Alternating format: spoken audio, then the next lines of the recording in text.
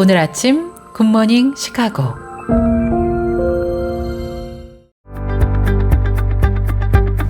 청취자 여러분 안녕하세요. 1월 24일 금요일 굿모닝 시카고 데일리 뉴스 시작합니다.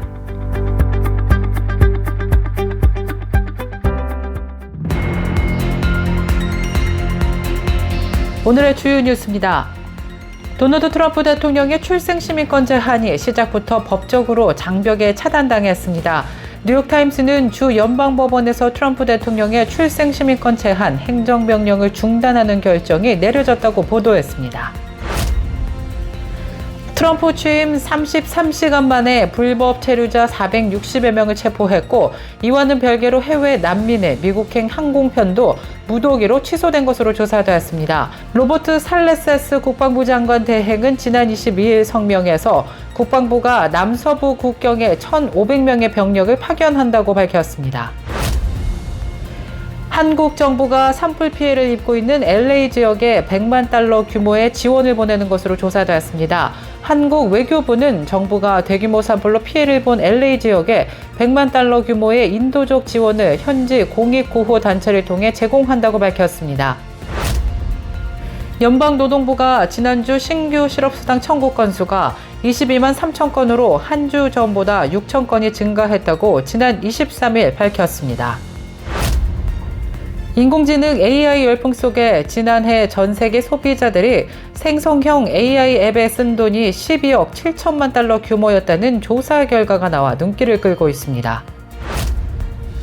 CNN을 만든 창업주 테드 터너 회장이 대대적인 구조조정을 단행할 것이라고 밝혔습니다. 이에 따라 대규모 인력 감축이 예상되고 있습니다.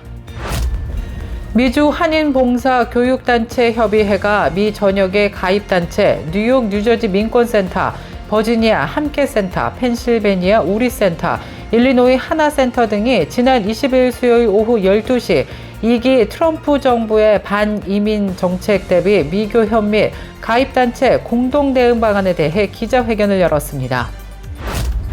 미국의 한 여론조사 결과 대부분의 청년들이 낙태 제한을 지지하는 것으로 나타났습니다. 크리스천 포스트에 따르면 친생명단체인 Student for Life의 프로젝트인 드미트리 인스티튜트가 지난 1월 6일에서 10일까지 18세에서 42세 사이의 유권자 1,485명을 대상으로 수집한 응답을 바탕으로 설문조사 결과를 발표했습니다. 샌프란시스코 당국이 트랜스젠더 신원이 확인된 거주자에게 제공하던 소득 보장 프로그램을 중단하기로 했습니다. 크리스천 포스트에 따르면 캘리포니아주 샌프란시스코시 감독위원회는 트랜스젠더를 위한 소득 보장 GIFT 프로그램 종료를 결정했다고 밝혔습니다. 이상 오늘의 주요 뉴스입니다. 첫 소식입니다. 도널드 트럼프 대통령의 출생시민권 제한이 시작부터 연방법원의 제동으로 실행이 중단되었습니다.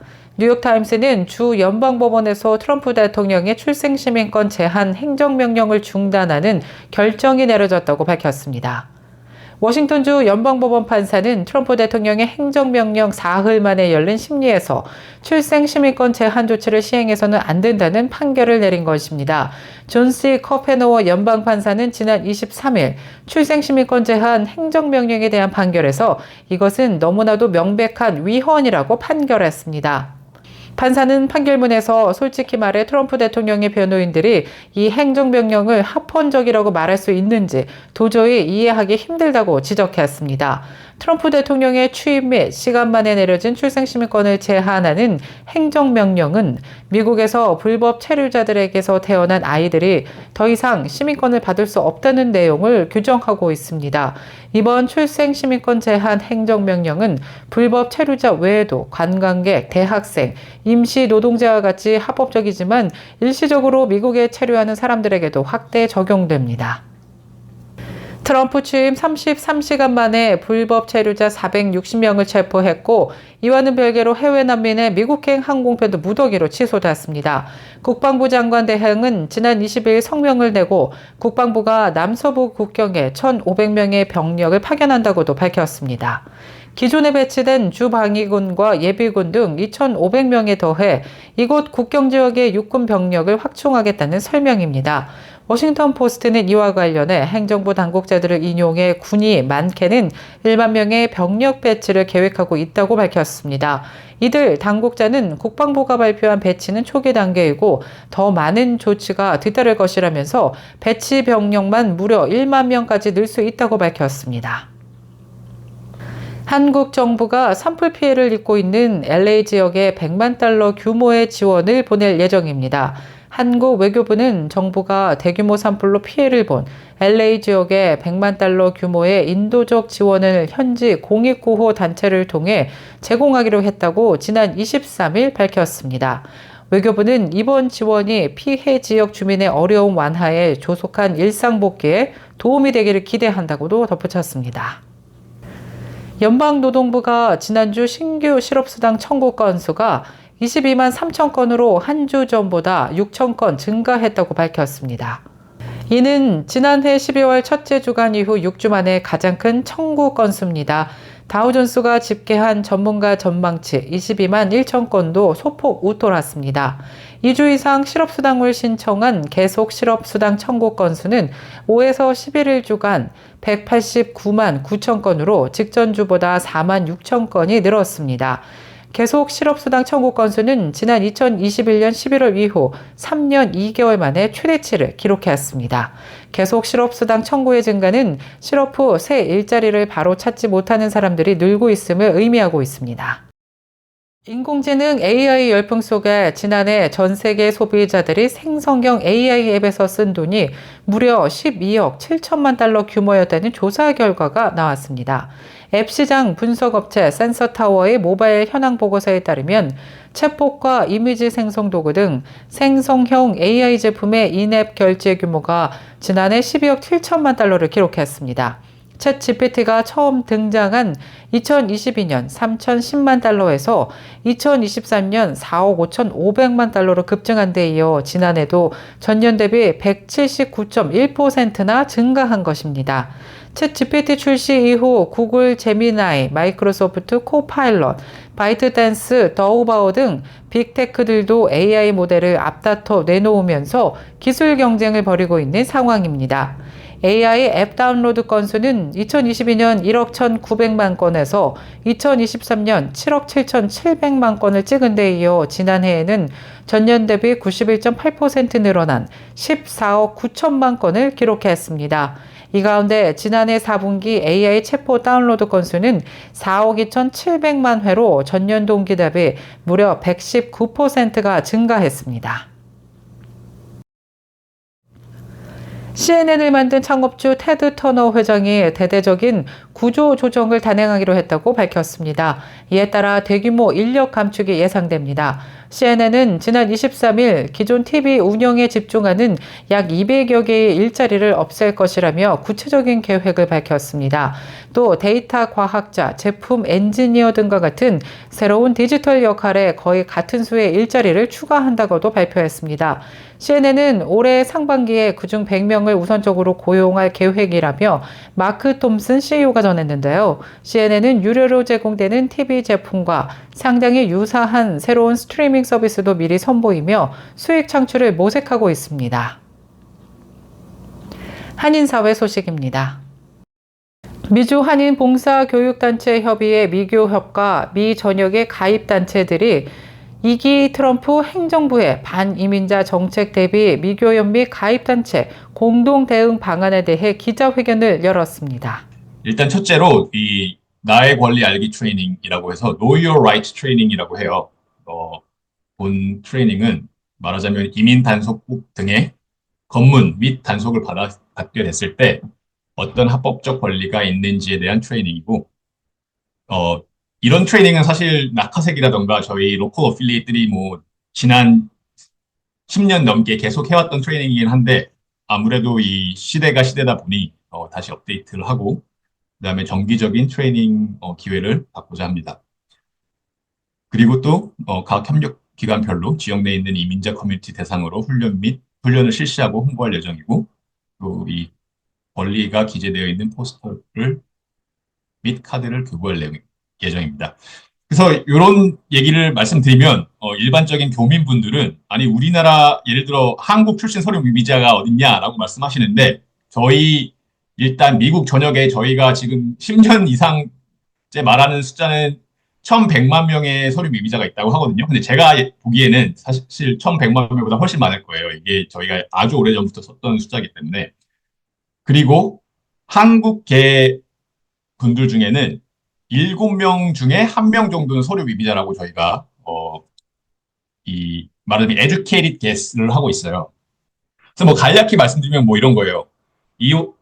그 이민 단속국이 집에 왔을 때 일단 문을 열어주지 말고 우리 모두는 묵비권을 행사할 권리가 있고 그 다음에 IC 요원들한테 혹시 이 영장이 있는지 확인을 하고 영장이 있다고 했을 때 영장을 보고 거기에 이름이 정확히 적혀 있는지 주소가 정확히 나와 있는지 그 다음에 판사에 의해서 서명이 된 영장인지 뭐 이런 거를 확인하는 일련의 과정을 거치라고 이제 명시되어 있는. 또한 각 지역에서 한인 동포들을 위한 권리 교육을 강화하고 한국어를 주 언어로 사용하는 이민자들을 지원하기 위해 온라인 앱도 배포할 예정이라고 밝혔습니다.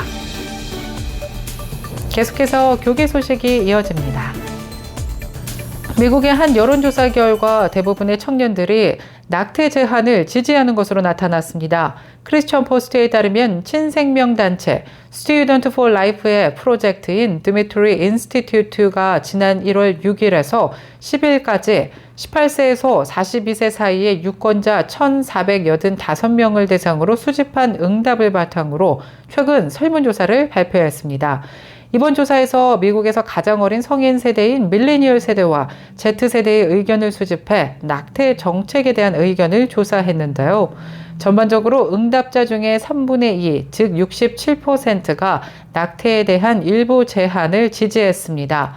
반면 18세에서 42세 유권자의 9%만 어떤 이유로든 임신 9개월 내내 낙태를 허용하는 것을 지지한다고 밝혔습니다.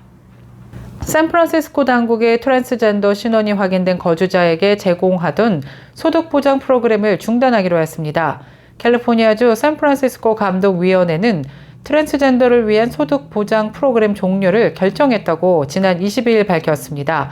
또 동일한 자격 기준을 갖춘 향후 프로젝트도 금지한다고 덧붙였습니다.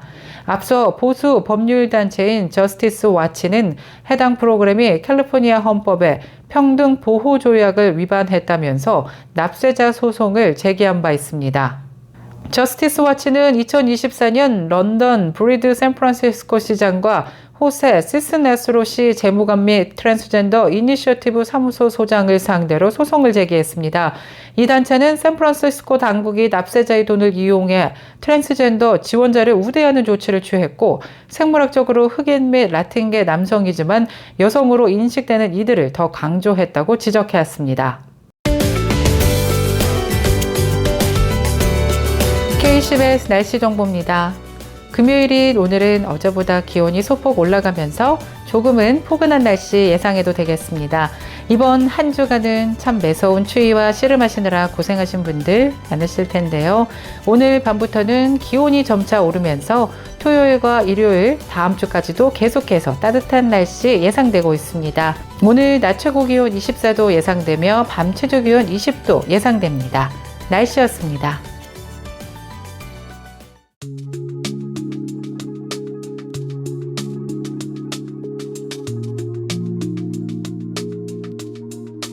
굿모닝 시카고 오늘 뉴스를 마치겠습니다. 지금까지 진행의 아나운서 유정임이었고요. 저는 다음 주 이 시간에 더욱더 풍성하고 알찬 소식으로 다시 찾아뵙겠습니다. 오늘도 하나님의 은혜가 넘쳐 흐르는 행복한 하루 보내시길 바랄게요. 청취해주신 모든 여러분 고맙습니다. 굿모닝 시카고 뉴스는 삶을 마무리하는 순간을 여러분과 함께합니다. 가장 저렴한 비용과 신뢰를 바탕으로 정성을 다하는 줄리심 장의사, 최신 학문과 기술 연마를 통해 최상의 치료로 보답하는 김강수 치과, 모든 보험을 원스톱으로 해결해드립니다. 한인사회를 위한 박상화 종합보험, 최고의 상품으로 소비자의 행복을 책임지는 영신건강 제공으로 함께합니다.